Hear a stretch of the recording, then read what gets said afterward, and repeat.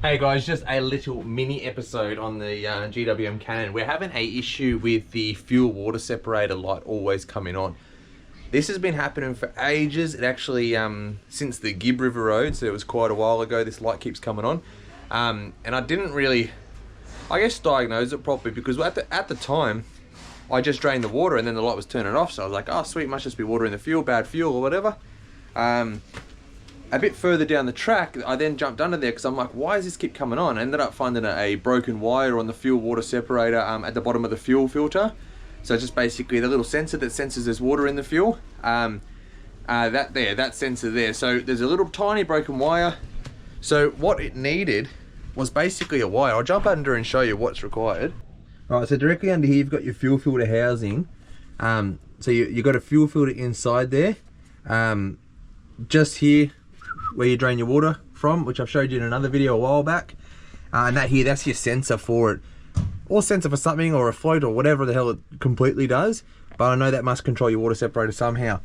This little red wire, just there, which has been trimmed down now. I actually cut it because I did try to solder it and stuff, but it didn't work out. That connects into that tiny little bit of red stuff hanging out here. So I tried to drill it and then put a little bit of solder there, but it just wouldn't hold. Just trying to test it and stuff. So now you can't just buy this plug. So looking around this side, see how it's a plug and it just goes up here, right? Just goes up there, plugs into this little thing. It's got a little earth bolt somewhere here. So you can't just buy that wire for like, you know, $20 or $30. It's not like that. At GWM, they make you buy the entire fuel filter housing, which comes with the wiring, for $379. Now the design for here, right, so here's your chassis rail. So right in the middle of the car too, here's your chassis rail, and that sits just lower than the chassis rail, like just by like, I don't know, that much. If they just sat at just that tiny bit higher, it would have been okay. So if you're like on forward driving track and you're pivoting over something and this part of the car touches the rocks, it'll just snap that straight off. So heaps of people have had that already happen. Savage Tech Australia then got a bash plate which bolts into 2 bolts here and just goes here and pretty much just protects it. Very good thing. Right now they're out of stock of them, so I haven't got one yet, but I really do want to get one, especially now that I'm going to be replacing that fuel filter, the wiring only. Look at that. Yeah, so that is the actual fuel filter housing, brand spanking new. This is direct from China. I actually got that from AliExpress, whatever you want to call it. So I took a punt on that because it was cheap enough just to have a go. All the part numbers are the same. They guaranteed fitment, they guaranteed return, all that gear. But that's the wire that I'm going to pull off this one, yeah, to put onto my one. Now that there costed me, delivered to Australia, everything, 130 bucks. So I'll replace that plug, make sure it works on our ones. I don't think there's anything different. I've looked at it and everything looks the same. But $130, I think we might have this fixed. Just crack that one and drain whatever fuel or water, just in case, inside there, yeah? Give that a drain. I'll undo this one, which will undo that little clip. That clip off there.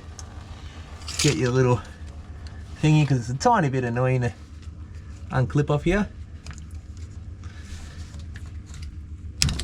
Break it anyway, because I've got a new one. Hey, 10mm. Undo your little earth strap.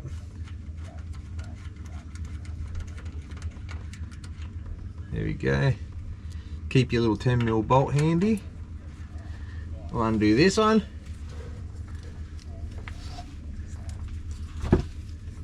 And look at that. Almost there. And boom. So that's that little sensor there. Couple of little things on the end of it. Little O-ring, little washer. And I'll check out what the new one's like. It all looks exactly the same. Now let's do the same thing to this one.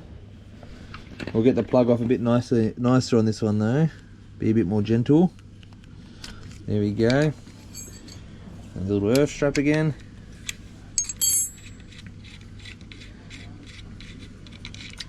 Good.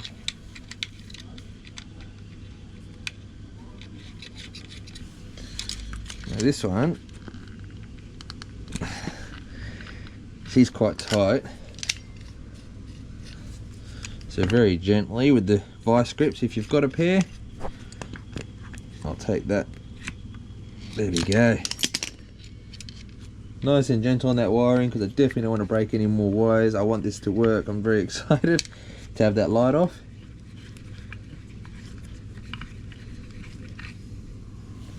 Exactly the same. Exactly the same as the other one. Keep my little washer. Alright, there's the two of them together. Exactly the same height, same size, same looking. It's got a little part number on the side. Yeah, this one does too. Exactly the same part numbers on those plugs as well.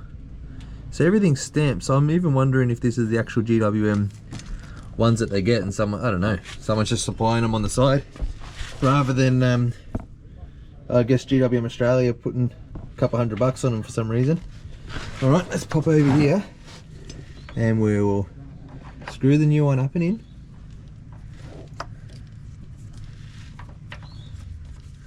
There she goes. Alright, just firmly hand tight it needs to be, so that seal can seal up all good. Plug. Oh, look at that. Magic. Brand spanker. Tighten up your little drain back up. Nice and hand tight, you know? Hand tight. There we go. We'll give that a spray with some degreaser, brake cleaner. Clean it all up, make it pretty, and go give it a test drive. Hey, this is Ava and Jordan. Thanks for your help, Avie. Welcome. We're just going around for a quick test drive. Make sure everything's all good. There's no light on the dash anymore, so that's fantastic. There's a cheap alternative to buying the genuine GWM parts that is like hundreds and hundreds of dollars cheaper, right? Pretty good, yeah? Anyway, that's that. I reckon that's fixed, but I'll monitor that over the next few days. If I have any issues, I'll add it to this video, but if it's been all good, then it's all good, yeah? Yeah. Cool thing is, that little plug, okay, so I've used that, but now I have a whole spare fuel filter and housing and everything as well. So I've got all those spare parts if I ever need or break the actual housing. But as soon as Savage Tech has the bash plates in stock, I'll be buying one of those and fitting it straight on, because I think that should be from factory, have a bash plate on it.